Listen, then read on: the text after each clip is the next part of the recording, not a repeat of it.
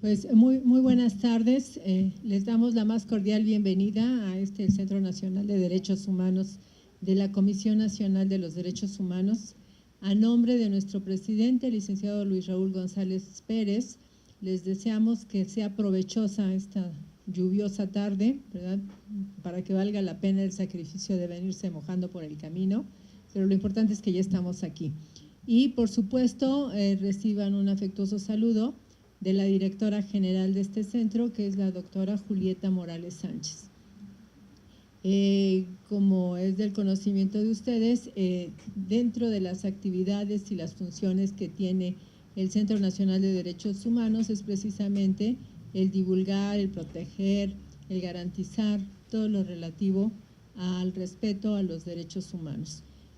Cada jueves tenemos una mesa de análisis a las 6 de la tarde, en donde pretendemos transmitir un poco de, digamos, algunos puntos de las distintas facetas de los derechos humanos y pues lo que más nos interesa es que ustedes se lleven la inquietud de que siempre es posible lograr el respeto a los derechos humanos para que exista armonía en el desarrollo social, que al fin y al cabo sería nuestro objetivo último. Nos acompañan esta tarde del jueves 30 de agosto del 2018 la maestra especialista en justicia para adolescentes, Juana Feria Pascual. Nos acompaña también el maestro Francisco Castellanos García y el doctor Ladislao Adrián Reyes Barragán, todos especialistas en la materia. Y bueno, pues tenemos nuestro especialista de casa también, que es el doctor Teodoro Valdés Alonso, a quienes algunos de ustedes ya conocen. Entonces, sin mayor preámbulo y para aprovechar el tiempo, vamos a dar inicio a esta mesa de análisis que dentro de la serie Argumentando los Derechos Humanos se va a realizar el día de hoy, que se titula Retos en el Sistema de Justicia para Adolescentes, Avances y Agenda Pendiente. Creo que la agenda pendiente cada uno de nuestros ponentes nos las va a transmitir. Y en primer lugar vamos a tener la intervención de la licenciada Juana Feria Pascual, que ella es licenciada en Derecho por la Facultad de Derecho de la Universidad Nacional Autónoma de México, pero además es especialista en Derecho de Menores por la División de Estudios de Posgrado de la propia facultad. Es profesora de asignatura por oposición de las materias de Derecho Económico y Teoría Económica, profesora a nivel licenciatura de Historia del Derecho de Menores en una perspectiva holística, Menores Infractores y Derecho Penitenciario. La maestra Feria Pascual es perito en trabajo social y trabajo social con especialidad en adopción del Tribunal Superior de Justicia de la Ciudad de México, abogada en la Unión de Apoyo Jurídico del Centro de Ejecución de Sanciones Penales Varoniles Oriente de la Ciudad de México y profesora adscrita al Seminario de Estudios Jurídico-Económicos de la Facultad de Derecho de la UNAM. Tiene varias colaboraciones, varias publicaciones, de las cuales vamos a mencionar nada más algunas, entre las que se encuentra una colaboración en el libro Brazalete Electrónico, Libertad Anticipada o Tratamiento, en Derecho Penal, Especialidad y Orgullo Universitario, a 100 años de la fundación de la UNAM, cuyo coordinador fue el doctor Miguel Ángel Mancera Espinosa. También tiene colaboración en otro libro que se intitula Entre Libertad y Castigo, Dilemas del Estado Contemporáneo, estudios en homenaje a la maestra Emma Mendoza Bremaunz. Tiene un libro, este es un libro electrónico que fue coordinadora conjuntamente con la doctora Hilda Marchiori, de este libro en homenaje a la doctora Emma Mendoza Bremaunz, quien pues tiene un amplio camino en el ámbito criminológico. Este libro fue publicado en Argentina en el 2013. Tiene otra obra que es El interés superior del niño en el matrimonio, familia y divorcio, que es artículo, ¿verdad, maestra? Sí, porque ahorita que estoy viendo que es el libro en homenaje a la jurista Gloria León Orantes, tuve el enorme honor también de participar en esta obra de la Facultad de Derecho en el 2015, y elaboración de las unidades 6 y 10 para el tomo de Derecho Económico de la Enciclopedia Jurídica de la Facultad de Derecho, esto muy reciente, en el presente año. Digo, esta es una breve síntesis curricular y vamos a pasarle el uso de la voz a la maestra Juana Feria Pascual, a quien pues le damos la más cordial bienvenida.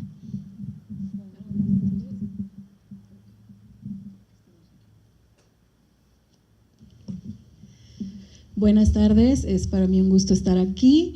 Muchas gracias, doctora María Elena Horta, por esa bonita presentación, muchas gracias. Y muchas gracias a la doctora Julieta Morales por la invitación. Pues bueno, sin más, vamos a empezar con un tema que sin duda resulta de gran trascendencia yo creo que para todos los momentos de la evolución de la vida de las personas. Y esto es esta etapa tan interesante que es la de los niños y la etapa biológica que es la adolescencia. En este sentido, y siguiendo el título del tema que nos ocupa, retos en el sistema de justicia para adolescentes, avances y agenda pendiente. Pues tenemos un avance que se da en el 2005, en el tema específicamente, porque en el año de 1989 se aprueba la Convención de los Derechos del Niño, y en esta convención se hace ese reconocimiento del derecho de los niños, pero es en México hasta el año 2000 cuando empezamos a tener algunas reformas en materia específica de derecho de menores, de forma general, no en el ámbito de justicia penal, como lo han denominado. Es en el año de 2005 que se publica en diciembre específicamente la reforma al artículo 18 constitucional en sus párrafos, en el párrafo cuarto, y se adicionan el quinto y el sexto. Digamos que ahí es el primer avance que tenemos, porque no teníamos un avance verdadero en estas cuestiones. Entonces, ¿lo despegamos un poquito nada más?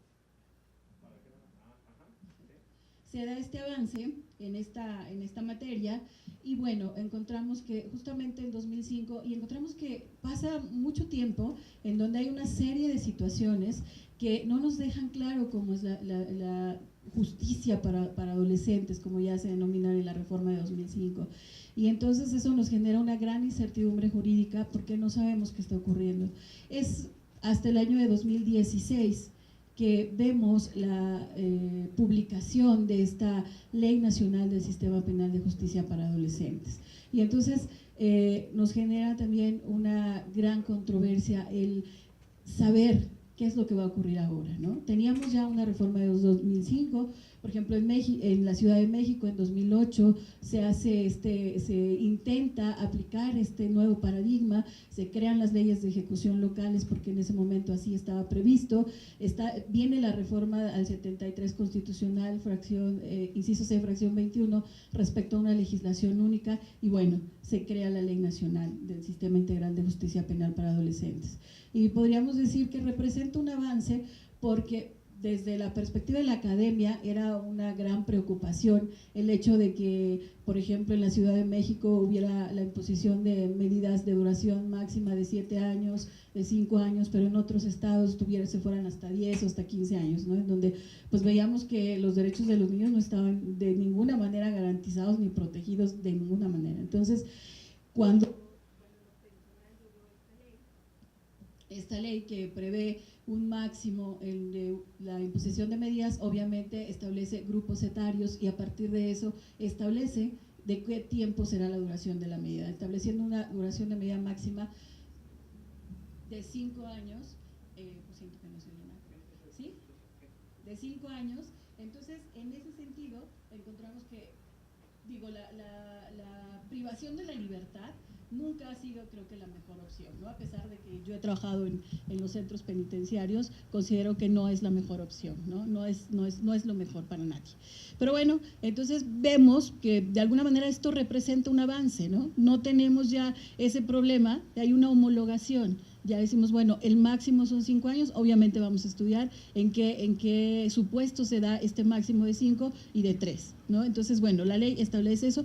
Desde la perspectiva académica considero que se puede constituir esto en un avance. Sin embargo, hay más retos que avances, ¿no? Y los retos, el primero de ellos sería cumplir con estos principios sustantivos que establece la Convención sobre los Derechos del Niño. Vigilar el estricto cumplimiento del interés superior del niño, el principio de la especialización y de la protección. Y bueno, en este principio de la especialización, que yo considero que sería como la base fundamental para el cumplimiento de los otros dos, que sería el interés superior y la protección. ¿Por qué esa especialización? Porque desde la reforma de 2005 nos habla de un sistema especializado. Esto significa que especialización de autoridades, de tribunales. ¿Para qué? Para que haya una verdadera respeto de los derechos humanos de los niños. Entonces, esta especialización tendría que ser no solamente desde la perspectiva del conocimiento jurídico, ¿no? Desde la perspectiva quizá del sistema de justicia que tenemos en este momento, sino también desde la perspectiva de la sensibilidad de los operadores. Yo considero que tendríamos que tener una especialización desde la perspectiva psicológica para poder comprender esta etapa por la que están transitando los menores que son sujetos en este sistema. Entonces, en esa especialización encontramos que si se aplicara cabalmente, pues bueno, ahí habría un estricto cumplimiento de los derechos humanos de los niños, porque se convierte en un derecho humano, porque estamos atendiendo a un grupo vulnerable, por la simple y sencilla razón de que están en crecimiento. Por el otro lado, la ley también trae ahí un avance importante que sería la cuestión de la justicia restaurativa. La justicia restaurativa como una novedad y también como parte de este sistema penal acusatorio que a partir de 2008 tenemos, ¿no? Entonces, y que entró plenamente en 2016 y que establece la posibilidad de que ya no haya y que no todo sea privación de libertad, sino que hay otras formas de solucionar los conflictos. Entonces, esta justicia restaurativa, la cultura de la justicia restaurativa, en donde se tendría que establecer el equilibrio entre los derechos del menor, los derechos del adolescente, pero también los de la víctima, ¿no? Definitivamente creo que uno de los avances de este sistema, a pesar de que hay cosas que quizá no nos gustan a los que aprendimos la cuestión penal con el anterior sistema, ¿no? Pero bueno, estamos en este nuevo sistema y tenemos que aprenderlo y tenemos que trabajarlo y que hacerlo bien, ¿no? Entonces, esta parte es una de las que más me gusta porque con este sistema acusatorio se busca esta cuestión de la solución a partir de la justicia restaurativa, ¿no? Procurar esa introyección en el adolescente de que, bueno, hubo una conducta y que esa conducta tuvo una consecuencia. Y por el otro lado, trabajar también con las víctimas. ¿Hay una ley de víctimas? Sí, pero que efectivamente sea aplicada para efecto de que las víctimas no sientan que sus derechos han sido vulnerados o que hay impunidad, ¿no? ¿Por qué? Pues porque a veces si no vemos a la persona en la prisión, pues sentimos que no está nuestro bien jurídico que ha sido violentado, pues no está satisfecho, ¿no? Entonces tendríamos que buscar esa cultura. Y bueno, el transitorio tercero de esta ley establece que en el término de 3 años, a partir de la entrada en vigor de la ley, se tendrá que tener una aplicación plena, ¿no? Ese es otro reto, pues todavía nos falta el 18 de junio de 2019, se cumpliría este régimen. Y bueno, establecer una relación muy directa con la autoridad administrativa en cuanto a la ejecución de las medidas, ya cuando hay, irremediablemente la privación de la libertad y en la ejecución de la medida, pues tendría que vigilarse esa relación con la autoridad administrativa que es la encargada de la aplicación y la ejecución de esos planes individualizados. Y bueno, otro reto, y creo que es uno de los más trascendentes, sería la cuestión de la prevención del delito, ¿no? Para efecto de buscar o tomar medidas encaminadas a la prevención de la violencia y la delincuencia, identificando esos factores de riesgo y buscando, políticas que establezcan programas y estrategias para reducirlos, para evitar llegar justamente a estos sistemas de justicia. Creo que finalmente lo que tendríamos que atender en estos momentos siempre es la prevención del delito, buscar lo menos posible la judicialización, como dicen por ahí. Y bueno, un aspecto importante que yo considero es la cuestión de la reorientación del núcleo familiar, ¿no? Evidentemente al Estado sí le corresponde establecer todas aquellas políticas encaminadas que, pues, a garantizar el derecho de los niños, a garantizar el derecho y finalmente de toda la población, los derechos humanos. Pero la familia juega un papel importante, ¿no? O sea, todos nosotros tenemos una familia en la que evidentemente nuestros primeros años de vida estuvieron marcados, ¿no? Los psicólogos establecen ahí un rango de los primeros 6 años, la trascendencia que tienen esos 6 años en la vida de las personas, para aprender, introyectar valores, principios, y esos los vamos a llevar al exterior cuando empezamos con ese proceso de socialización, que sería la escuela, ¿no? La escuela fortalece esto, la escuela, bueno, también nos permite conocer o aprender cosas nuevas y fortalecer aquellos principios que traemos de la familia. Entonces, buscar esta reorientación del núcleo familiar, considerando la situación actual de las familias, ¿no? La familia quizá ha cambiado, hemos evolucionado, ¿no? Ya no tenemos a lo mejor la familia tradicional, el papá, la mamá, los hijitos, quizá ahora tenemos familias uniparentales, ¿no? Pero eso no significa que no les introyectemos esas normas y valores a nuestros hijos, ¿no? Para que en la edad adulta pues sean unas personas responsables. Y bueno, otro reto que siempre en mis clases, sobre todo en la facultad, nosotros, nuestra clase específica del sistema de justicia se llama menores infractores. Hemos sido muy criticados por eso, pero bueno, en otra charla tendremos que aclarar por qué todavía se denomina así. Y aquí hay un reto también muy importante, que es definir una dogmática muy específica, porque por un lado decimos que justamente en respeto a los derechos humanos de los niños tendrían que estar fuera del derecho penal. Desafortunadamente están dentro del derecho penal, tan es así que esta ley se llama Ley Nacional del Sistema Integral de Justicia Penal para Adolescentes. Entonces, inclusive hay una parte aquí, un artículo en donde nos menciona esa orientación hacia un derecho penal de acto, y después en la fase de la ejecución nos habla de un derecho penal de autor. Entonces, o sea, definitivamente le estamos dando esa orientación, aunque, por ejemplo, leyendo al doctor Rodríguez Manzanera, en una de sus brillantes publicaciones que tiene, él hace referencia a la cuestión de la importancia que tiene crear una dogmática específica en materia de menores infractores, y bueno, la crítica aquí ha sido, o la controversia siempre ha sido la cuestión de la culpabilidad. La ley habla de la culpabilidad, ¿no? Y el doctor dice una dogmática en donde lo que se debería de atender es la cuestión de la punibilidad, porque tendríamos que analizar que los adolescentes o los menores de 18 años están en un proceso de crecimiento. La adolescencia es una etapa del desarrollo de las personas, ¿no? Y justamente por eso se le denomina así, porque estamos transitando por esa etapa, y comprender esa etapa a veces resulta muy complicado, ¿no? Pero bueno, justamente en ese sentido, y creo que desde la perspectiva académica a veces resulta un poco difícil esta parte cuando uno la expone a los alumnos, ¿no? El poder entender la cuestión de la imputabilidad, la inimputabilidad, ¿no? Y poder decirles, bueno, es que es a partir de la punibilidad, digamos, pero de repente vemos la ley y nos dice, bueno, es un concepto de culpabilidad. Entonces sí, creo que el reto más grande sería analizar verdaderamente la visión y la orientación del sistema integral de justicia para adolescentes actualmente. Y pues bueno, como es una exposición rápida, creo que hablé muy rápido, ese es uno de los pequeños defectillos que mis alumnos me critican a veces, pero espero que haya quedado algo ahí claro, y si no, pues estoy a sus órdenes. Muchas gracias. Bueno, pues dicen que si es claro es muy importante y es valioso, pero si es corto, pues más todavía, ¿no? Y es bien difícil poder transmitir tantas ideas en tan poco tiempo si no se es experto en la materia.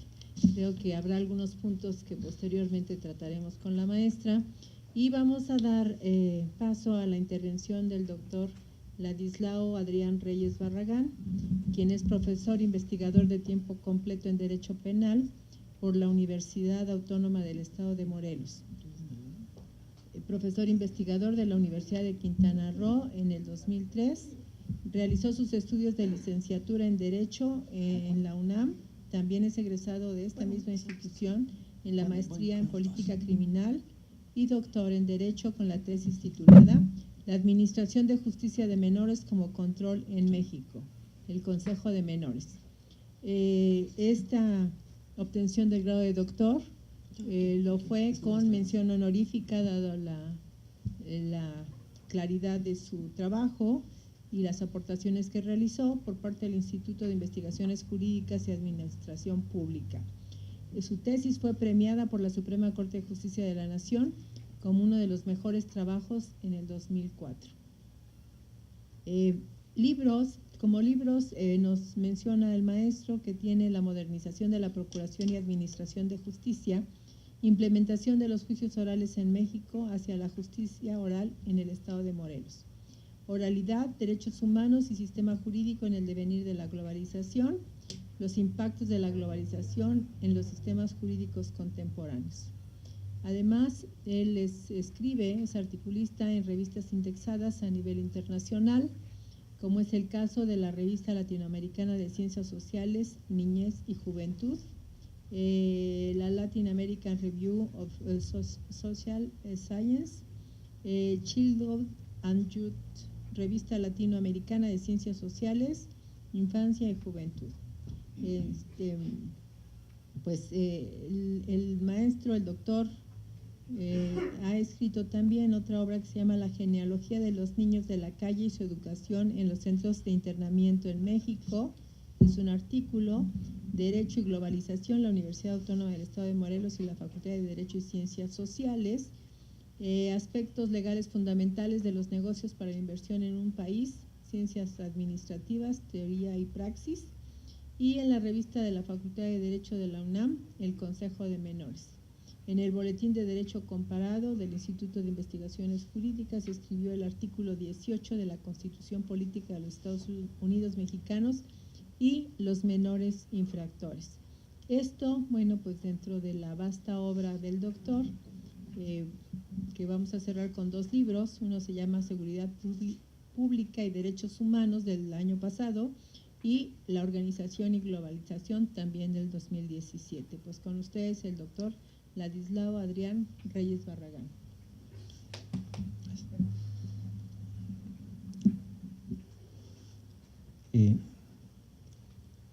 Antes de iniciar esta exposición, voy a pedir cierta indulgencia por algunas herejías que voy a plantear.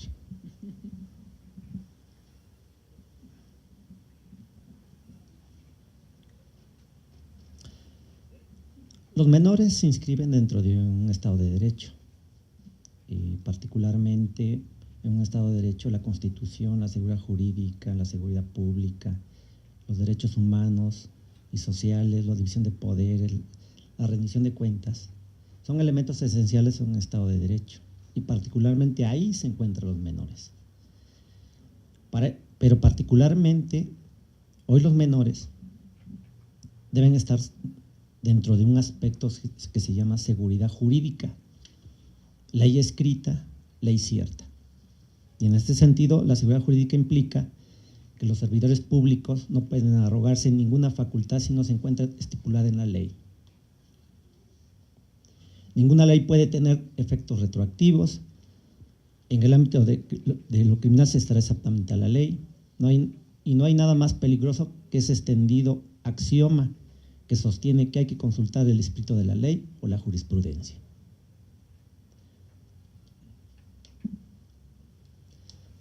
La primera interrogante que nosotros tenemos sobre los menores es: ¿los menores están en el ámbito de lo criminal o no están?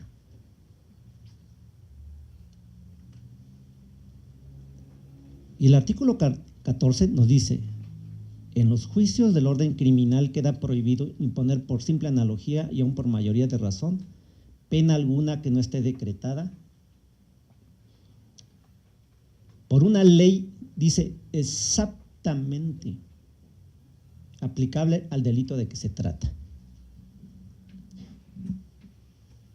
La primera pregunta es: hoy los jueces están imponiendo penas con una ley para adultos? ¿Están usando la analogía que está prohibida en el artículo 14? ¿Por qué se está haciendo esto? Porque hay una cuestión antinómica entre el artículo 18 que se creó en el 2005 y el artículo 14.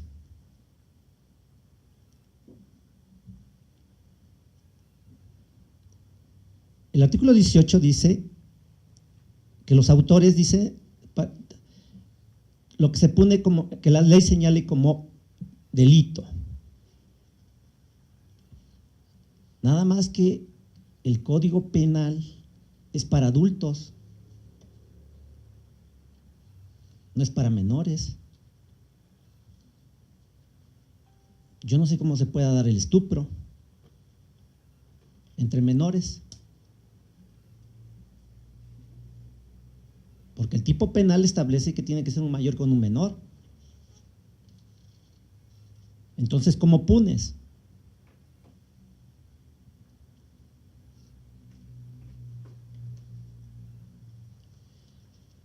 En este sentido, el primer avance que se tiene después de muchísimos años es que por hoy su propia ley de adolescentes dice que tienen un proceso acusatorio y oral. Sin embargo, ni siquiera reflejan lo que plantea el artículo 20.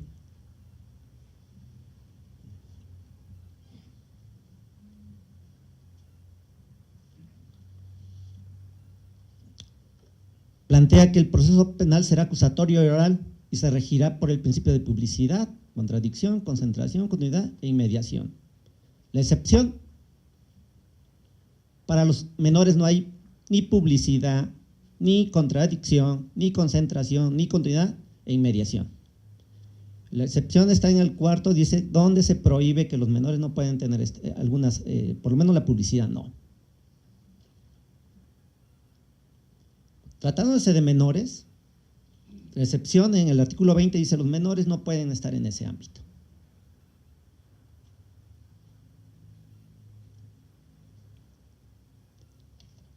Sin embargo,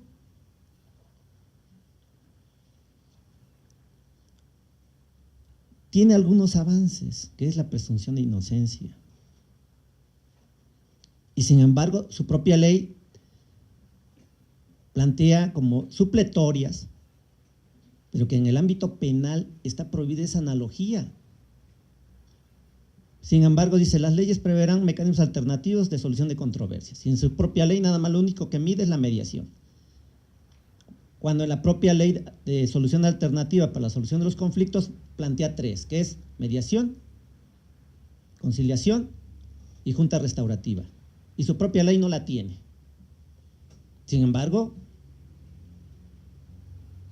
se vuelve una ley inexacta. El mismo proceso penal del artículo 20, el artículo 21 habla de una acción penal privada. No está estipulada tampoco. No aparece, no está regulada.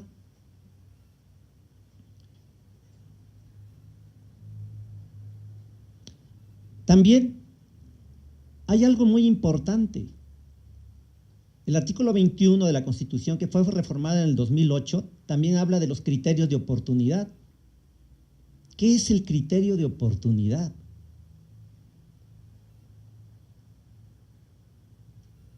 ¿Qué es el criterio de oportunidad? No es una mediación, no es una conciliación. Pero por ahí su propia ley de los adolescentes medio lo menciona, medio lo plantea. Finalmente los menores, los abogados, los que están ahí, no lo conocen.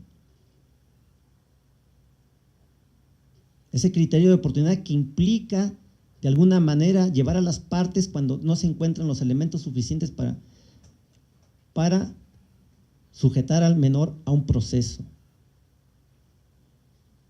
Y tampoco aparece en su propia ley, pero sí en el artículo 20, el juicio abreviado. Pero su ley no aparece. ¿Qué tipo de ley es esta de menores que está como pegotes que tiene y que finalmente deja en estado de indefensión a estos menores.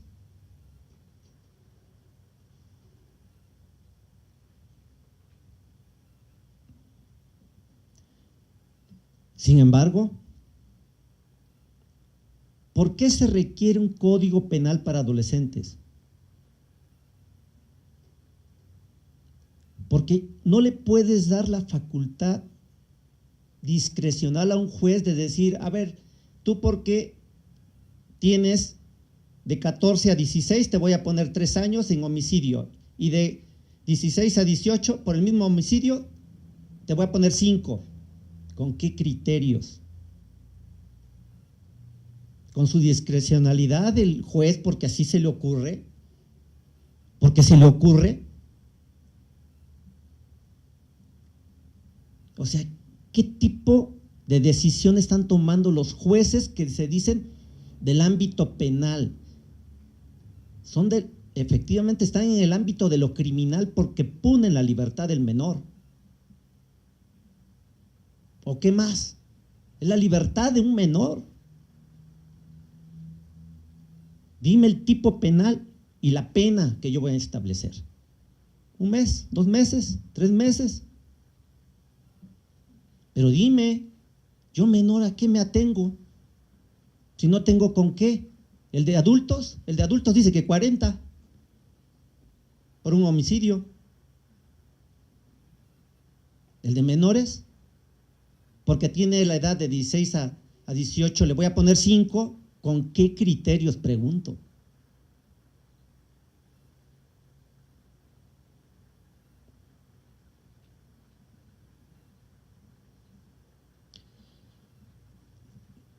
Dice el artículo 14, para que yo imponga una pena, requiero una ley exacta, dice la propia Constitución.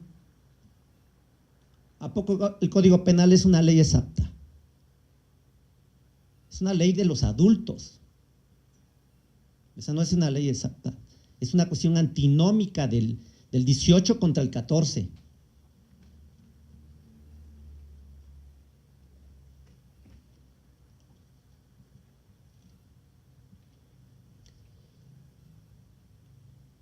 Finalmente,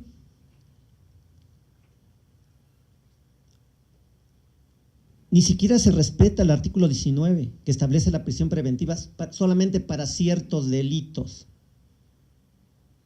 Solamente 9 delitos están establecidos en el artículo 19 si eso se está aplicando. Para los adultos, ¿por qué no para los menores? Pues debe haber un catálogo bien definido con la pena y definir qué es lo que vamos a hacer con este menor. Que si lo vamos a educar, pues eso es un derecho de él.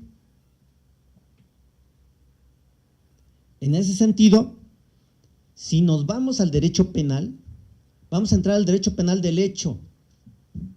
A ver, la conducta que despliega el menor, que es robo, homicidio, fraude, ¿sí?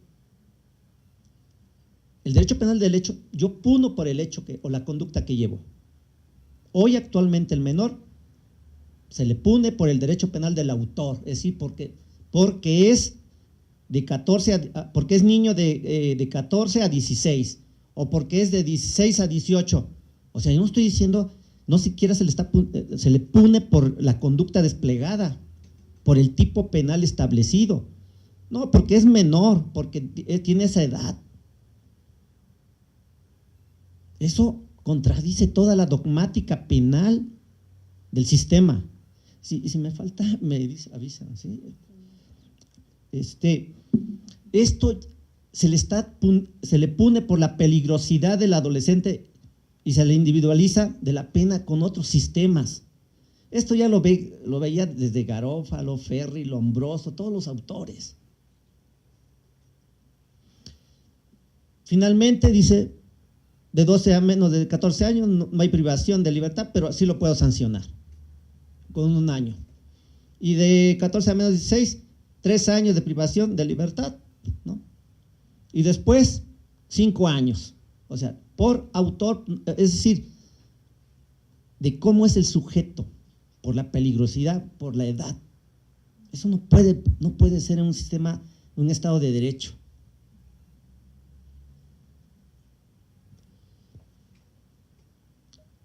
Ahora, si es así, y con eso voy a terminar, con 2 minutos más, la competencia federal. Se le otorgó la Suprema Corte la competencia federal a los tribunales porque no hay tribunales federales. En la lógica, los tribunales comunes no pueden meterse en el ámbito federal, pues lo violan. Y finalmente, si yo tengo que hacer esa nueva ley, por lo menos pónganle las excluyentes del delito para que sepa yo con cuáles me voy a defender. Si no, ¿cómo? Pues la falta de voluntad, la falta de unos elementos del tipo, el consentimiento, la legítima defensa, el cumplimiento de un deber, eso no aparece en el sistema. Y en conclusión, finalmente se requiere un código.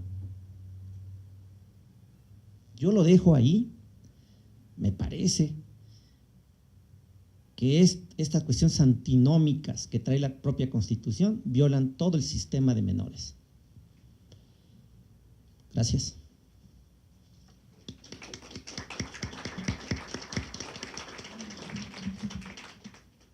Bueno, pues nos deja un motivo más de reflexión el doctor, ¿verdad?, con esta interrogante. ¿Si son sujetos o no son sujetos de derecho penal? ¿Y cuál es la defensa constitucional que pueden tener? Creo que pues sería cuestión de empezar a hablar desde la estructura de la familia en general, ¿no? Y cuál es el objeto y cuáles son los fines de la familia, y obviamente sin soslayar la responsabilidad del Estado, por supuesto. Y a continuación, creo que algunos de estos puntos los va a tratar el maestro Francisco Castellanos García, quien es licenciado en Psicología por la UNAM, estudió la maestría de Filosofía Transgeneracional en el Instituto de Estudios Transgeneracionales con el enfoque de terapias sistémicas, realizó estudios sobre adolescentes y jóvenes en riesgo e infractores, psicología criminal, así como prevención y tratamiento de adicciones. Cursó la especialización en planificación de proyectos sociales en la Universidad Javeriana de Bogotá y el diplomado en dirección de organizaciones sociales. El maestro Castellanos es experto en el desarrollo y sistematización de modelos de atención para niños y jóvenes en riesgo, participación comunitaria, programas para adolescentes en conflicto con la ley y sus familias enfocadas a la reinserción, prevención de la violencia y la delincuencia, así como en atención a víctimas en diversas ciudades del país. Ha colaborado en diversas organizaciones civiles y programas como el CEJU, Constrúyete, Reintegra, donde fue director general por 10 años, y en el Programa para la Convivencia Ciudadana del USAID hasta 2015. Es autor y coautor de diversas investigaciones y publicaciones sobre prevención y reinserción de adolescentes.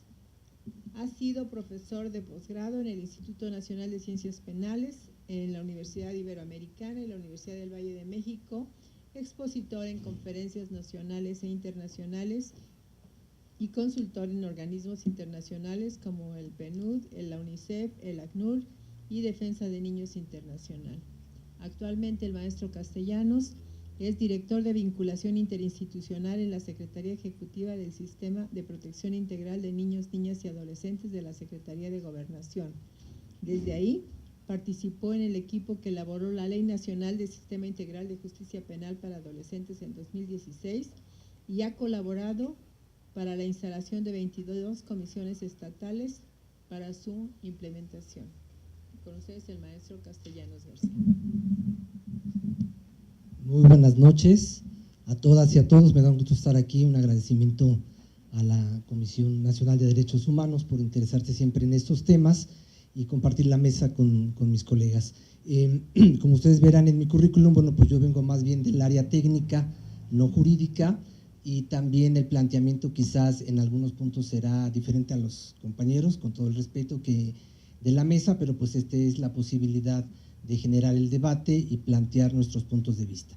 Me voy a referir precisamente me quise enfocar en el tema que me pareció muy sugestivo de la invitación a este foro, ¿no? Los retos en el sistema.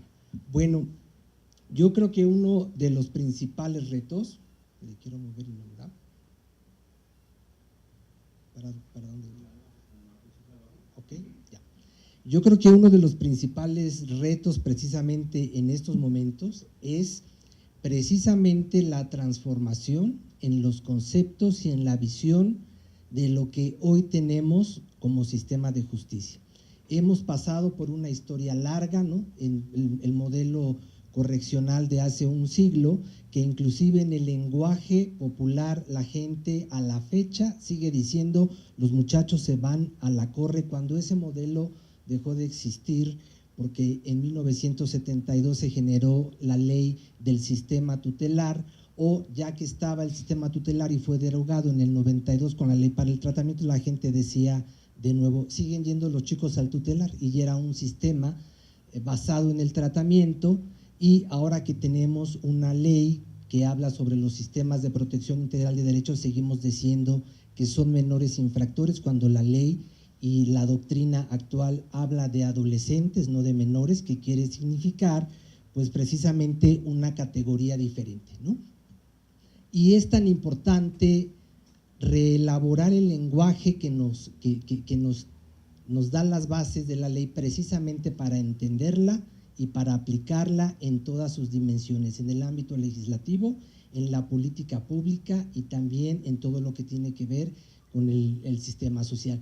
Yo regreso, y a veces me dicen que parece un poco absurdo, pero de veras que es muy importante, regresemos a la etimología de lo que es adolescente. La gente me sigue diciendo, no maestro, fíjese que hemos armado una especialidad aquí en el estado y ya entendimos que las adolescencias son todas aquellas cosas de las que carece un menor.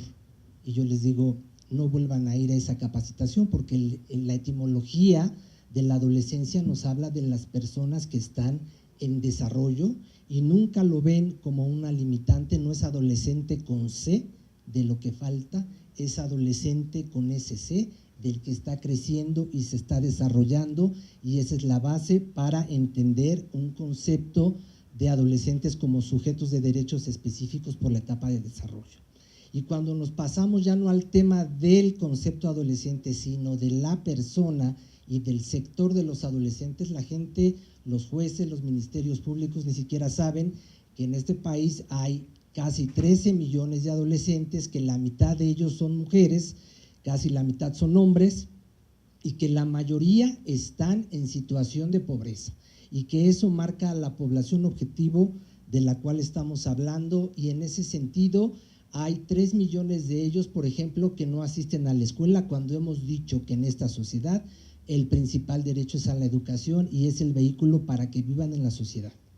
Y entonces juzgamos por estos esquemas de derecho penal, donde vemos si es el culpable o no de una conducta, cuando no estamos entendiendo el entorno en el cual proviene y si se le garantizaron otros derechos a la protección, al desarrollo, a la educación, a la salud, a la vida libre de violencia, antes de mirarlo como un sujeto criminal.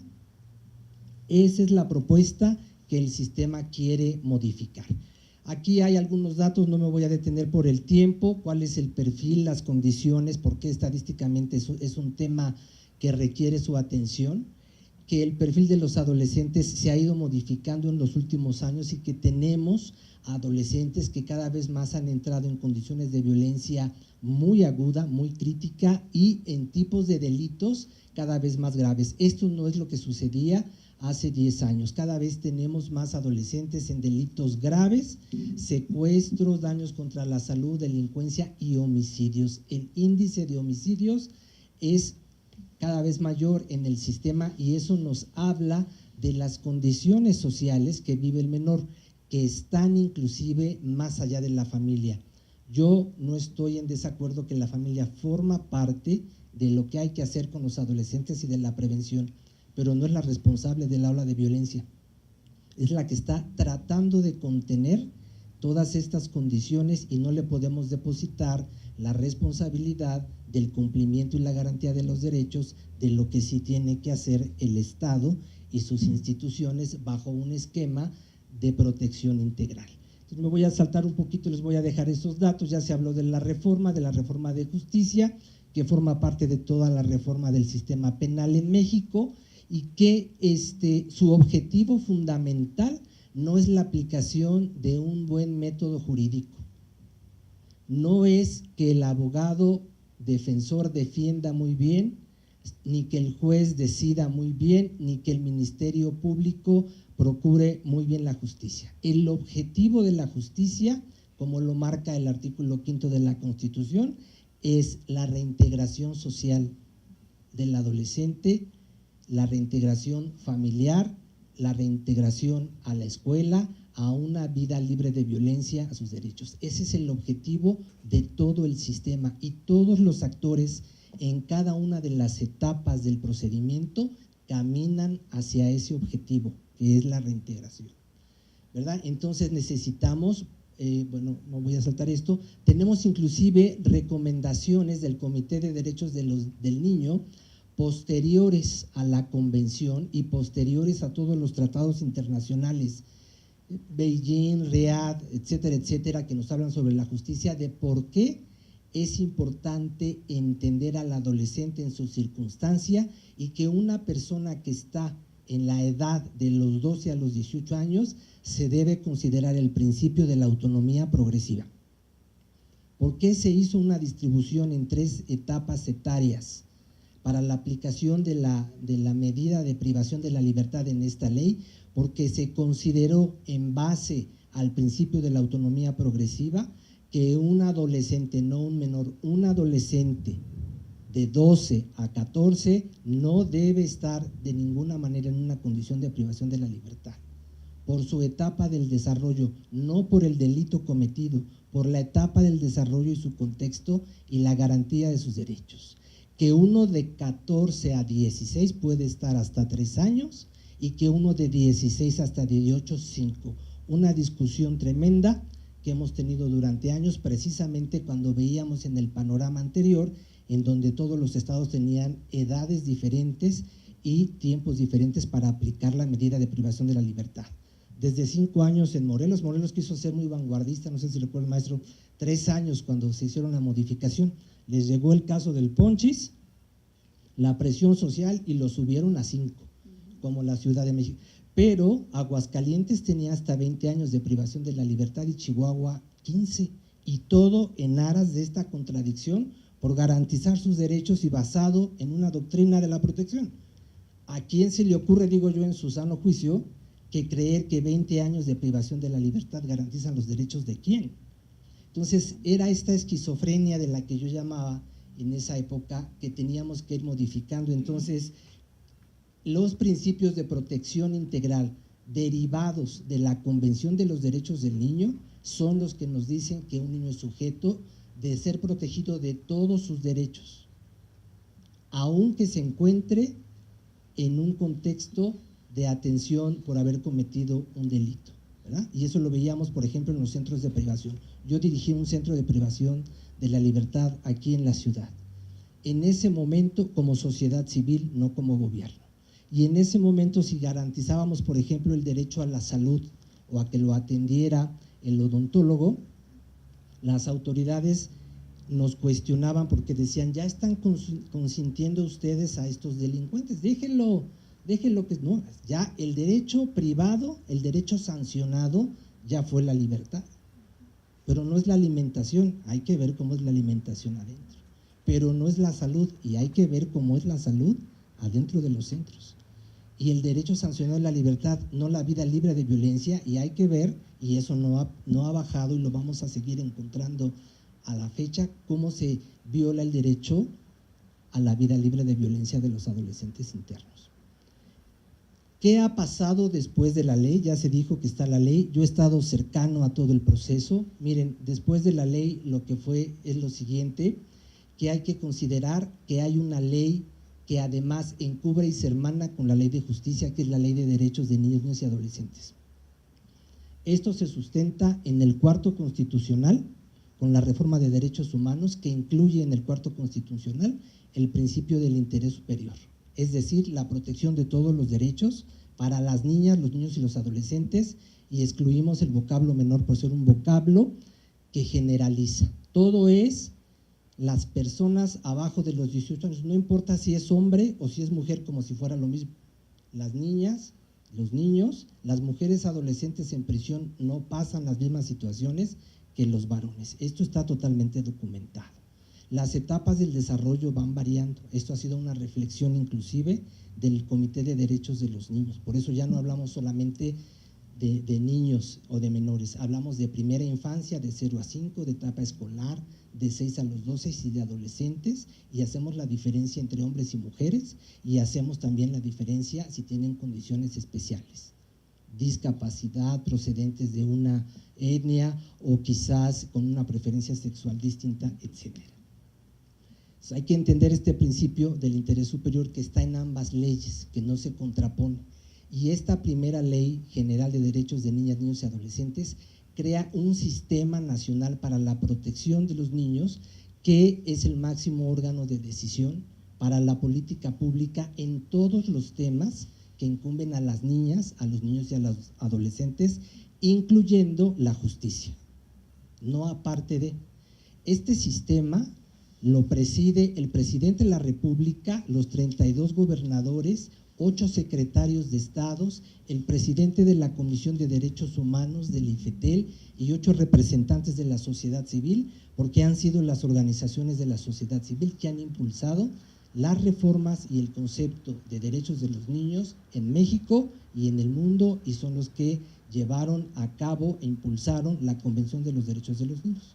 En aras de este mérito, tienen 8 lugares en las mismas sesiones del Sistema Nacional del CIPINA para decidir sobre la política pública de este país. Esta ley se basa en 2 esquemas fundamentales: la protección integral, todos los derechos para todos los niños, y la protección especial, quiere decir, a aquellos que han sido vulnerados se les deben de restituir sus derechos. Este entonces es un esquema que trata de mostrar gráficamente cómo confluyen la protección integral de los derechos de los niños, la protección especial y el sistema de justicia de adolescentes, donde al centro está el principio del superior interés y las instituciones que tiene el Estado mexicano para garantizar esto. Esto es en la parte dogmática, esto es en la parte jurídica, hasta ahí vamos. 2015 la Ley General de Derechos del Niño, 2016 la Ley Nacional del Sistema Integral de Justicia Penal para Adolescentes. ¿Qué pasó después de eso?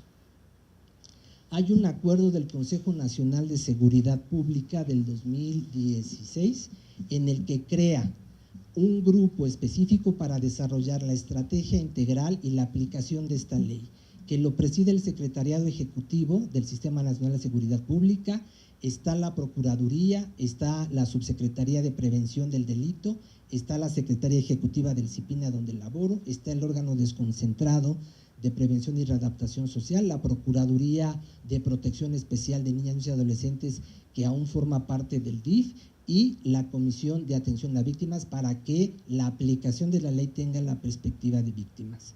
Esta comisión ya está sesionando y está trabajando y tiene diferentes tareas normativas, actualización de la ley, creación de protocolos.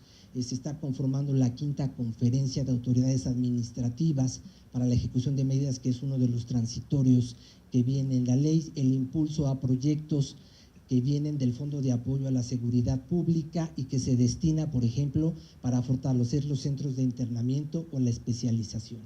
También está realizando un proyecto muy importante de colaboración con la Embajada de Canadá para formar operadores del sistema de justicia, para hablarnos de cómo la sociedad tendría que tener una mejor recepción de la justicia de adolescentes, porque generalmente hay una respuesta negativa de la sociedad, se piensa que hay impunidad, que los adolescentes deben ser sancionados, y entonces si no creamos una opinión favorable, los sistemas de justicia avanzan poco y nos dan una capacitación en eso, y estamos por empezar un proyecto piloto sobre la reinserción social en un estado que han elegido que sea Yucatán, y que vamos a empezar las labores el próximo mes de septiembre.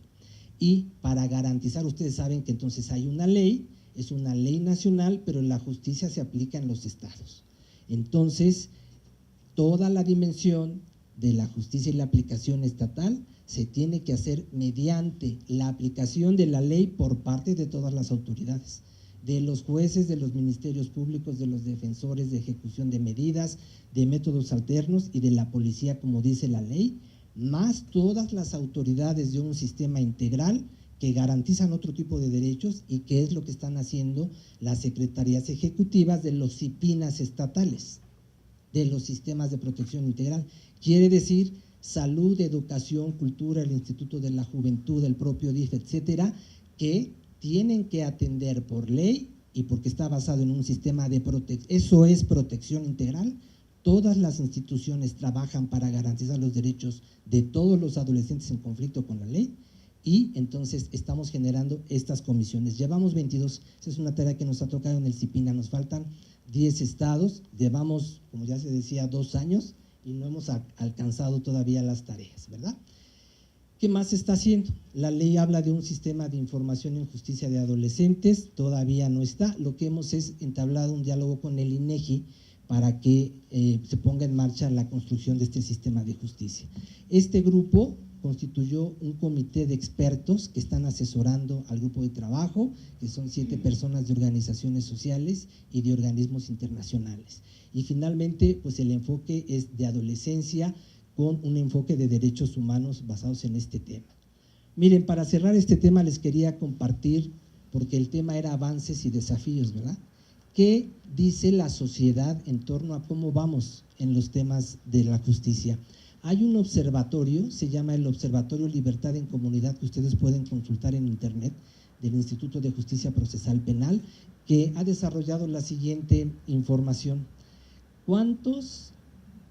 ¿En cuántas entidades ya están especializadas las autoridades? De 32 estados solamente hay 16 que han especializado a los jueces, 19 a los ministerios públicos, 22 a los defensores y 18 al personal técnico de las unidades de medidas cautelares. O sea, la mitad casi de los operadores del sistema aún no se han especializado, porque estábamos haciendo un corte de cómo vamos en el país, ¿verdad? Bueno, ¿cuántas entidades tienen unidades de medidas cautelares?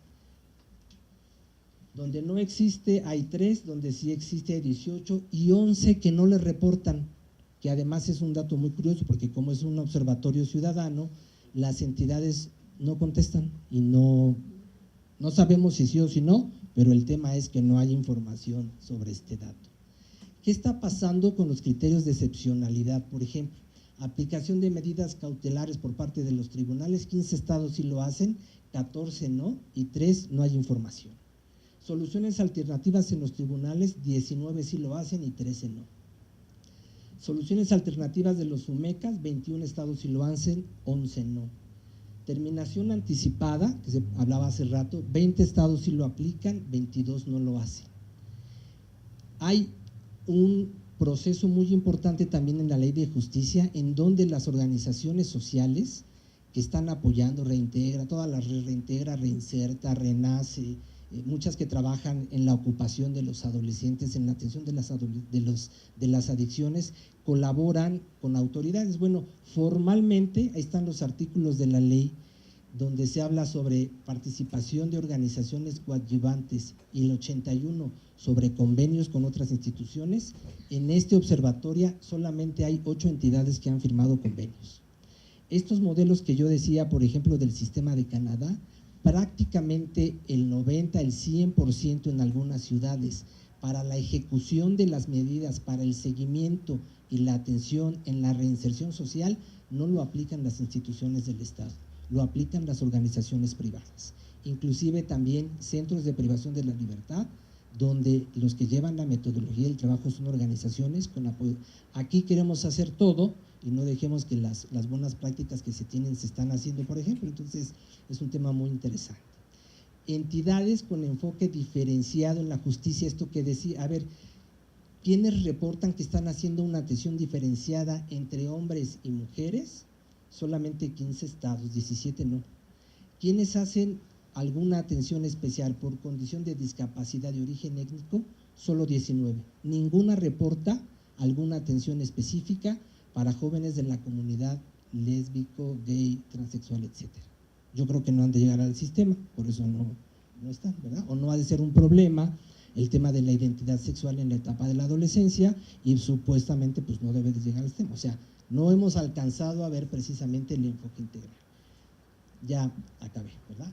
La agenda pendiente, aquí están todos los puntos: legislación, armonización, normatividad, la especialización. Hay estados que especializan a sus jueces con programas de 20 horas y ya son especialistas en adolescentes. Por eso no estamos entendiendo y por eso permea la visión tradicional de un enfoque penal, porque no hemos acabado de darle tiempo, y hay otros que lo hacen en 200 horas, entonces no hemos acabado de normalizar eso.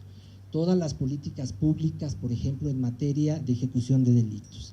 Y para cerrar me salté creo que una diapositiva, pero quería decirles que el día de hoy salió en el INEGI los resultados de la encuesta nacional de adolescentes privados de la libertad, que ya pueden consultar. Y en esta encuesta nos están diciendo lo que los que estamos ya muy cercanos al sistema ya lo sabemos.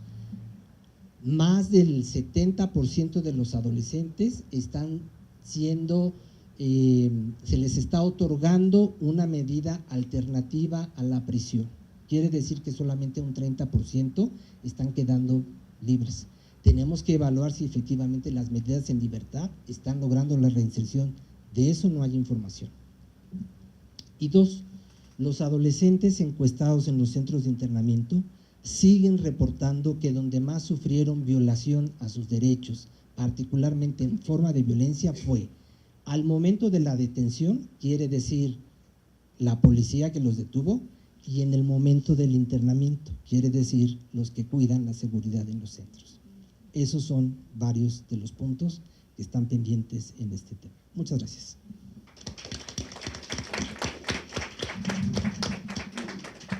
Bueno, pues en tratándose de justicia para adolescentes, creo que todavía hay mucho por hacer, y obviamente hay una buena intención para apoyarlos, pero pues yo creo que estamos viendo la parte del resultado y no estamos viendo el origen, ¿verdad? ¿Qué está pasando? ¿Qué está pasando con la familia? ¿Qué está pasando con el Estado? Y efectivamente tenemos muchas leyes y esperamos que esas leyes pues surtan efectos en protección de los adolescentes. Entonces vamos a continuar con la intervención del doctor Teodoro Valdés Alonso.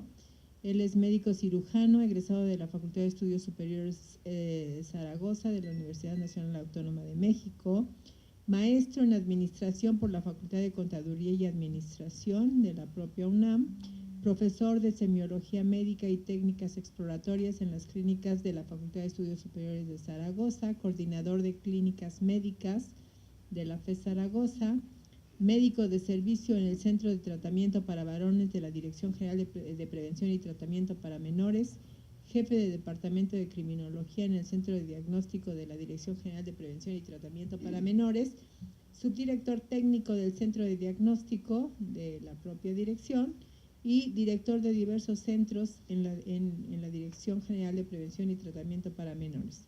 Asesor de la Dirección Técnica de la Subsecretaría del Sistema Penitenciario en el Gobierno del Distrito Federal, visitador adjunto del Mecanismo Nacional de Prevención de la Tortura de la Tercera Visitaduría General de la Comisión Nacional de los Derechos Humanos y es visitador adjunto en la Dirección General de Supervisión y Pronunciamientos Penitenciarios de la Tercera Visitaduría General de la Comisión Nacional de los Derechos Humanos, con experiencia en la supervisión de lugares de detención e internamiento. O sea, vamos a ver otra faceta del tema que nos ocupa, Y pues escuchemos al doctor Teodoro Valdés Alonso. Muchas gracias ante todo a ustedes que están aquí escuchándonos y muchas gracias a la Comisión Nacional, al Centro Nacional de Derechos Humanos por la organización de estos temas, en donde libremente podemos venir a discutir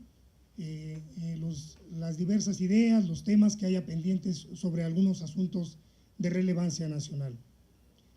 ¿Qué más relevante podría ser que el tratar de hablar de nuestra juventud? Empezaría con el título de retos. Todo lo que se haga en materia de adolescentes, todo lo que se haga en materia de niñez, siempre será un reto y nunca será suficiente.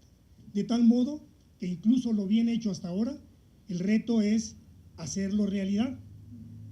Ya afortunadamente mis compañeros han tocado el sistema de la especialización, dieron aquí una cifra últimamente de que solamente ciertos estados han logrado la especialización. Y créanme que de esos 19 estados que juran tener la especialización, algunos nada más es en el título de la oficina, allá afuera que dice juez especializado. Pero en fin, hice unos esquemas muy burdos para hacer un recorrido en todo lo que se ha hecho en materia de adolescentes, ¿sí? Y vemos, por ejemplo, que aquí en un entorno social, vemos que hay una acción, hay una consecuencia, a una le llamamos delito, y en el otro existía una pena, era una retribución, y simplemente se trataba de un castigo. Avanzamos, y por lo menos decimos que entonces se debe dividir en dos grandes rubros, entre el de adolescentes y en aquel tiempo lo que se llamaba el menor. Han planteado en la mesa ya que hay una severa discusión entre a veces la constitucionalidad o inconstitucionalidad de lo que se aplica en el sistema, y yo les digo que vamos a seguir eternamente con esta discusión mientras no entendamos que el menor, el adolescente, el niño, requiere un tratamiento distinto al del adulto. Como buen médico, o mejor dicho, como mal médico, para no decirlo de esa manera, cuando se dijo que se iban a transitar de un esquema tutelar a algún sistema garantista, yo casi me aterro, porque decían, yo pensaba, van a ser como aquel comercial del Mejoral, van a ser adultos chiquitos. Y mírenlo, todo lo que nos han dicho los compañeros me ha confirmado lo que he pensado durante los últimos 20 años. Hicimos solamente adultos chiquitos. En el centro de diagnóstico, aquí en el Distrito Federal, ahí en Petén, una vez que vino la ley de tratamiento para adolescentes, para menores infractores, se hizo una encuesta entre los muchachos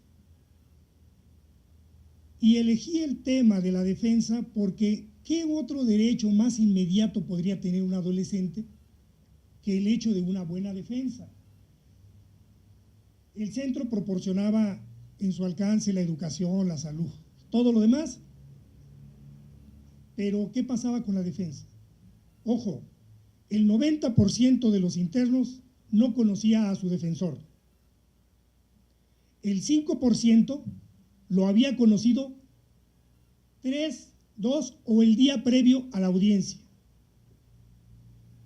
Y los otros ni siquiera lo podían identificar. Y hubo un caso raro en que un muchacho decía, es que el comisionado, que hacía las veces del Ministerio Público, dice, es el mismo que me vino, que tengo yo de defensa, dice, eso no, y nosotros le decíamos que era imposible. Bueno, lo que pasa es que en el transcurso del mes que llevaba el procedimiento, aquella persona había pasado de ser comisionado, del área de comisionados, del Ministerio Público, al área de la defensa, que además pertenecía a la misma estructura. Eran juez y parte, al menos de manera institucional. Y entonces decíamos, bueno, ¿por qué pretenden decir que es un sujeto en desarrollo pleno de garantías? Si a final de cuentas a lo único que lo van a llevar es que se comporte exactamente o que lo traten como a un adulto. Quien en este país sostenga que hay derecho a la defensa, es porque nada más lo dice del libro o porque no conoce un proceso. Es difícil que en este país un interno tenga una adecuada defensa. En las visitas que hacemos a los centros, la Comisión Nacional es una queja constante. En alguna ocasión se dio un caso dramático donde el propio director general es abordado por un interno en llanto, no podía hablar, porque sostenía que su defensor le acababa de dar al traste su proceso renunciando a todos los medios de defensa. El director general, como buen abogado, le dice, oye, eso no es posible, tú debiste haber firmado algún documento. No firmé nada, dice. ¿Pero por qué dices que te vendió? Pues porque ya metió un documento donde está pidiendo que se cierre la instrucción y que ya me sentencien. ¿Y sabe cómo me va a ir? Pues me van a sentenciar si no me escuchan en defensa. Y eso que vemos en los adultos me aterra que pase con los adolescentes. Entonces hicimos adultos chiquitos. Luego tenemos que, se requiere pues entonces un sistema totalmente independiente. Quienes ya les bulle la idea de ahí, de que tienen que deshacerse de todo el bagaje jurídico y de trato al adulto, están en lo correcto, créanmelo, abunden por ahí y algún día, cuando podamos ser capaces de deshacernos de todas esas telarañas que tenemos y hacer un sistema exclusivamente para adolescentes, vamos a dejar de tener estos problemas. Entonces discutiremos qué es lo mejor para adolescente. Entonces sabremos que sí estamos atendiendo al interior superior del adolescente, del niño, y etc. Mientras va a ser exactamente lo mismo. Se requiere un sistema independiente.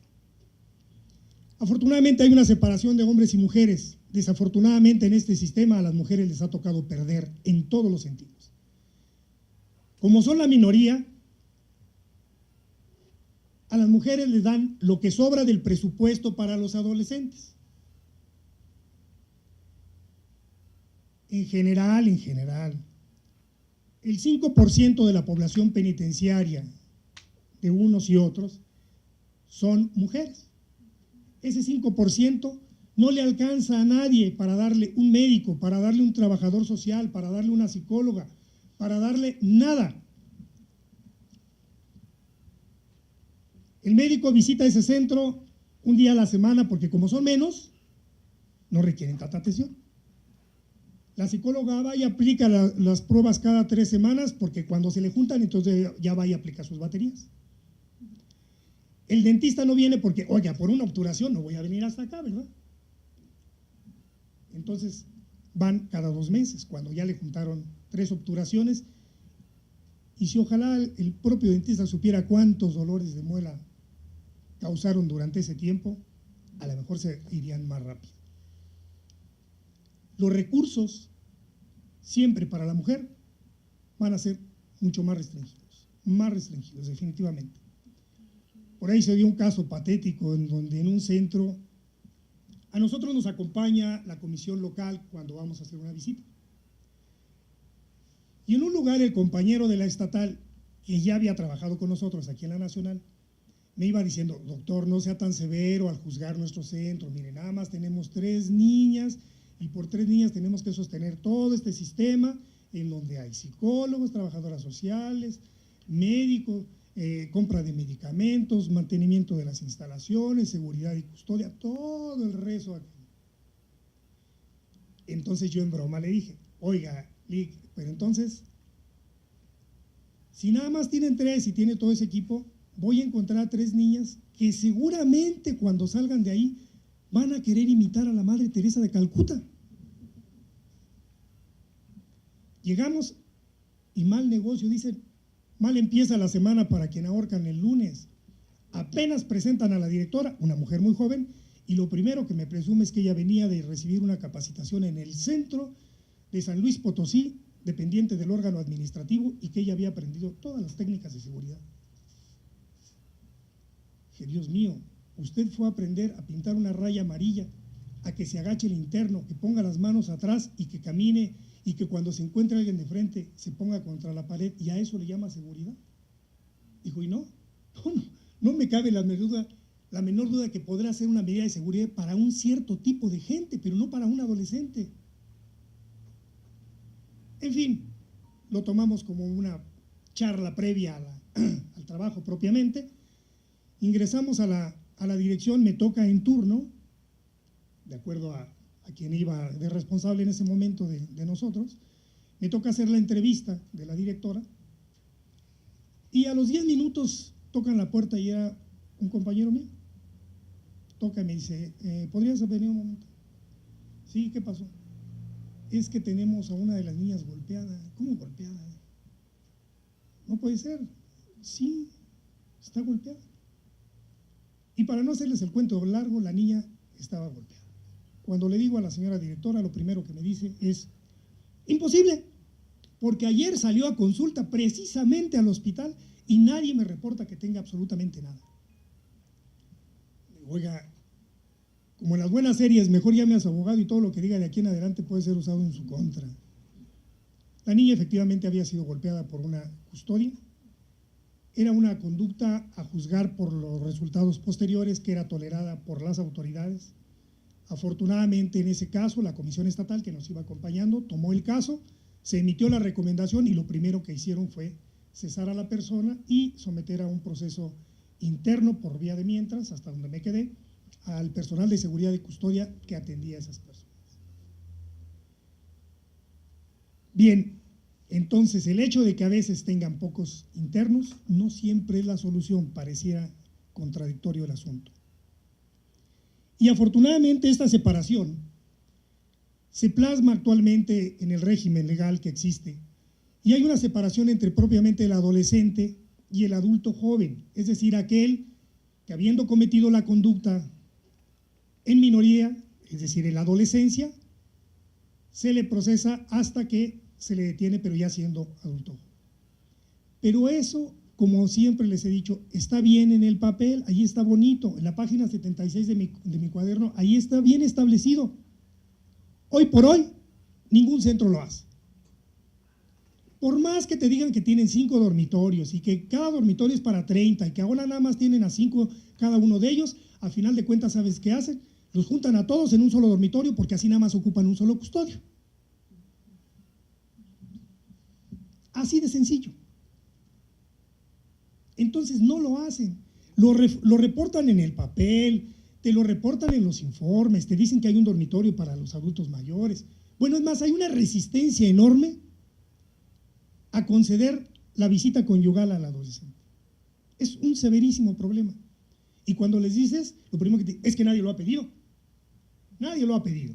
Oiga, y si lo pidieran, pues lo tendríamos que someter a consejo, porque como no hay lugar, no hay espacio, no estamos preparados para dar la visita conyugal. Como si le preguntaran a los internos, como si se requiera mucha especialidad para un lugar de conyugal, ¿eh? 4 cobijas en el oriente son suficientes para hacer un área conyugal. Hacemos nuestra cabañita y tan. Pero oiga, no es recomendación, ¿eh? Les estoy diciendo porque eso es lo que pasaba ahí en el... Bueno, y por fin pasamos al concepto de propiamente el castigo, de la retribución, a una acción social que ya es la reinserción. Y ahí le dejaría a los teóricos todas las discusiones sobre los res, pero bueno, ahorita vamos en la reinserción. Y se trata de reintegrar al joven a una vida donde respete, no vuelva a delinquir, y en fin, esas definiciones que a veces no me las aprendo, las tengo que estar leyendo por ahí, pero que ustedes saben en dónde se encuentran. Y esa misma acción social ahora dice que la privación de la libertad debe ser lo último a lo que se recurra. Elegantemente le dicen la última ratio y además por el menor tiempo posible. ¿Es así? Entonces, vemos cómo en esta evolución, desde donde lo castigo, donde solamente lo separo, donde solamente le privo de la libertad, y privado de la libertad con muchísimas más cosas adicionales, una mala alimentación, ya mencionaron por ahí, pareciera que es parte de la condena. Fíjense bien, ni aún en los lugares en donde actualmente se ha subrogado el servicio, ni siquiera en esos lugares se tiene buena alimentación. Y uno le pregunta a los directores, oiga, pero si usted tiene una empresa, usted está pagando. El primero que debiera protestar por una mala alimentación sería usted, porque va en detrimento de su administración. No, bueno, es que mire, la empresa me dice que entonces que tienen que ahorrar, y entonces supuestamente traen un nutriólogo que casualmente dice que en vez de un vaso de leche requiere la mitad cada tercer día. Dices, espérame. Ah, pero, oiga, pues es un experto en nutrición. Bueno, está bien, ándale pues. ¿Qué crees? Los chayotes son tan maravillosos. Por ahí hay un interno que hicieron una cumbia que se llama chayote con papas, porque no comían otra cosa en el desayuno más que chayote con papas, y en la tarde era carne de pollo con chayote, y en la noche era un poquito más de carne de pollo con papas, y la cumbia así se llama, chayote con papas. Lo decimos de broma, me sonrío, quizás alguno no se ría porque los demás están todos muy serios, pero es en serio. Es un severo problema la alimentación. Pero en fin, al fin logramos que alguien diga, oigan, el encierro no es lo primero, debe ser lo último por el menor tiempo posible, ¿sí? Entonces, emigramos históricamente de un concepto tutelar, donde consideran al menor inimputable, ¿sí?, a un sujeto pleno de garantías, a un sujeto en desarrollo. Ya lo dijeron, todos los derechos para todos. Lo que no dicen es que si los otros lo tienen cortadito, pues estos con mayor razón, porque son más chiquitos. Entonces, les damos menos derechos todavía, ¿sí? Y bien, uno de los grandes errores del sistema penitenciario, no digo en el mundo porque no me consta, pero al menos aquí en México, es que en este contexto donde se comete una conducta tipificada como delito, resulta que todos los recursos del Estado han sido enfocados al sujeto activo. Solamente en años recientes aparece una ley general de víctimas que hoy por hoy no terminan de operarla de ninguna manera. La víctima le ha ido tan mal que hasta los estudios de la propia victimología terminaron siendo en contra de ellos, porque entonces le dijeron, no, bueno, ¿cómo no querías que te asaltaran? Eres una víctima propiciatoria, le andas enseñando a todo el mundo lo que traes. A la víctima le ha ido mal, de lado a lado. El sistema, lejos de dedicarse, la sociedad en sí, en vez de dedicar sus esfuerzos a atender al que sufrió el daño, los estamos dedicando, pero por entero, a quien lo hizo. Claro, tiene un truco, es la eliminación social del que me da problemas, ¿no? Así de sencillo. El otro, bueno, ya fue víctima, pero ya trabajará otros 3 días para que se recupere. Yo por lo pronto no le doy nada, ¿sí? Y bueno, ese sujeto pasivo, víctima, ahora ya viene una ley nacional de mecanismos alternativos de solución, hay una justicia restaurativa, en algunos estados, ojo, de los pocos que la aplican, cuando se aplica la ley, mal, como ya lo comentaron mis antecesores, pero resulta que sí está dando como premisa el hecho de que vaya bajando la población en materia de adolescentes.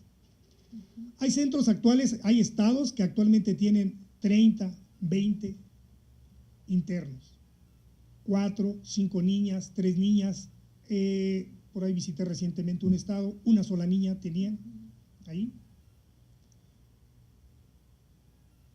Pero la percepción social, ojo, ya lo comentaron, hay impunidad, se les están yendo, no es justo que se haya ido, robó, me asaltó, me amenazó, y nadie lo niega, es verdad, pero lo que tendremos que entender como sociedad es que se requiere un mecanismo distinto al encierro, a la privación de la libertad para lograr.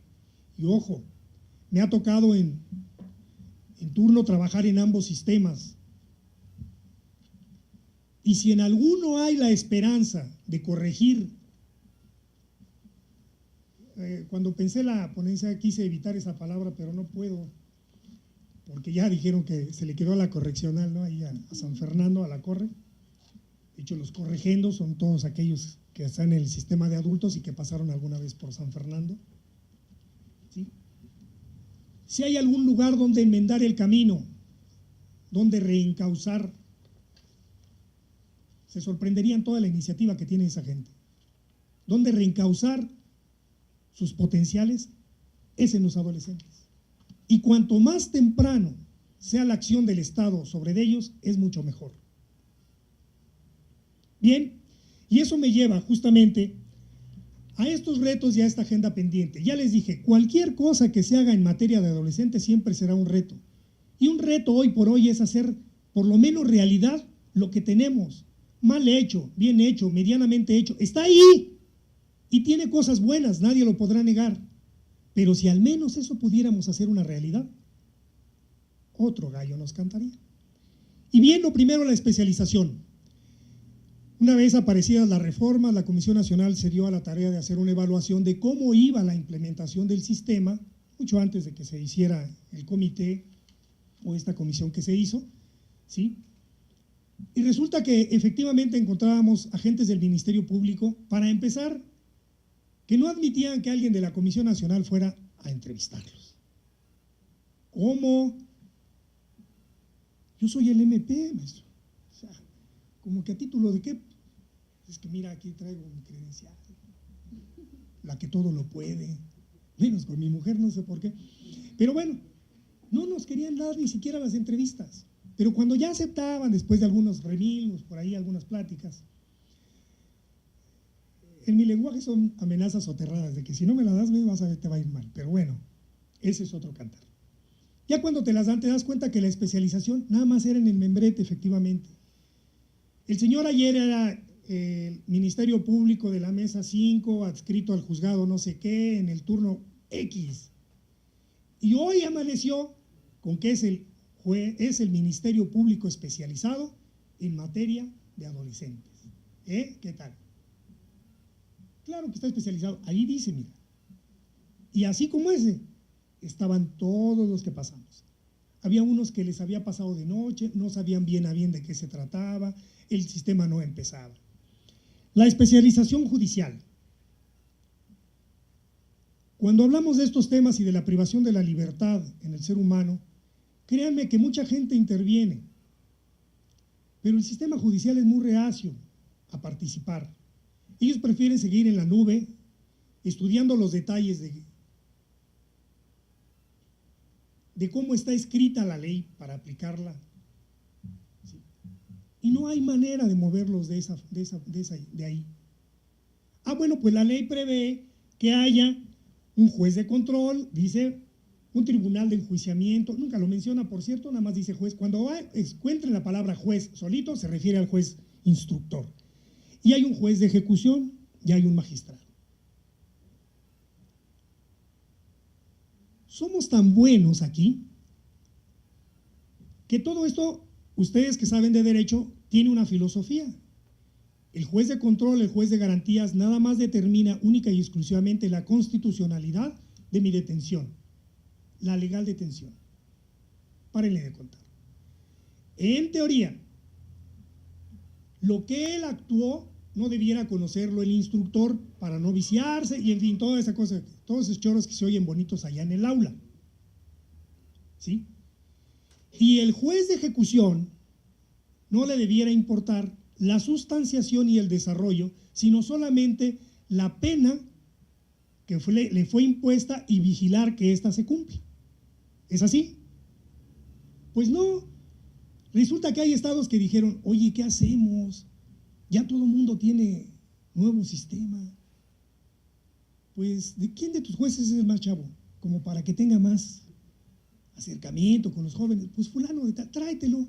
Y a partir de hoy el señor es el juez especializado en materia de adolescentes y resulta que él es el juez de garantías, él es el juez instructor, él es el juez de ejecución y en una de estas es el magistrado, ¿eh? No me lo crean mucho, pero en una de estas él mismo resuelve, ¿sí? Él mismo se recibe queja, él mismo la sustancia, él mismo se contesta, se envía un desglose. Son capaces, pero por eso jamás quieren discutir las cuestiones terrenales de la aplicación de la ley. Hay derechos que no tienen por qué intervenir absolutamente en nada en una privación de la libertad y que tradicionalmente han permanecido ahí en el 18 constitucional y ahora lo han puesto como derecho a la salud, al trabajo, a la diversión, a mil cosas, ¿no? Termino. Uno de esos derechos es el derecho a la salud, que debiera ser exactamente lo mismo, debe ser un continuo. Allá tenía derecho a la salud, aquí derecho a la salud. Se enferma, tomo medidas preventivas, todavía hay vacunación para ellos, hay mecanismos de prevención de la salud. Y la educación, así como lo reciba, le hago un estudio, lo coloco en el nivel que le corresponde y va para adelante. Pero eso que digo aquí tan sencillo, ¿vieran qué difícil es allá? Imposible, a veces. Bueno, esos son los derechos independientes. Ahora, debiera distinguirse entre lo que es el régimen interior, a lo que está sujeto la persona nada más por estar en un centro privado de la libertad, lo que debiera ser el plan individualizado de ejecución, óiganlo bien, que así se menciona, que es ¿qué va a hacer el centro para coadyuvar a que aquel adolescente se reinserte a la sociedad con toda la letanía que ya nos dice? Y un plan individualizado de actividades que pareciera muy sencillo y curiosamente lo que incurren en los centros es cópiate sácale 800 copias y mételo a cada uno de los expedientes. Y se acabó. Entonces, hoy por hoy, lograr al menos lo que tenemos, hacerlo realidad, sería suficiente. Y hay delitos especiales, como la delincuencia organizada, el secuestro, el narcotráfico, que me aterra que los traten como adultos chiquitos. ¿Hay alguien aquí de centros federales? ¿O que conozca a los centros federales? ¿Sí? ¿Usted? Si con los adolescentes van a querer hacer lo que con un adulto, lo van a encerrar 24 horas al día, los 365 días del año. Lo van a sacar el día que llegue la Comisión Nacional de los Derechos Humanos. Termino diciéndoles, caminante no hay camino, se hace camino al andar. Y lo que más me gusta de esto dice, y al volver la vista atrás, se ve la senda que nunca se ha de volver a pisar. Caminante no hay camino, sin estelas en la mano.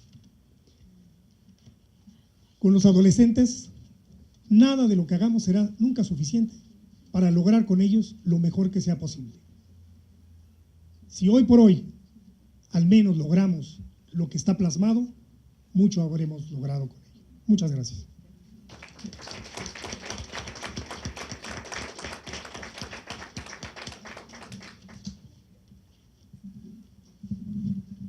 Bueno, pues cada uno en su distinta faceta, pues es muy interesante todo lo que nos han platicado nuestros especialistas.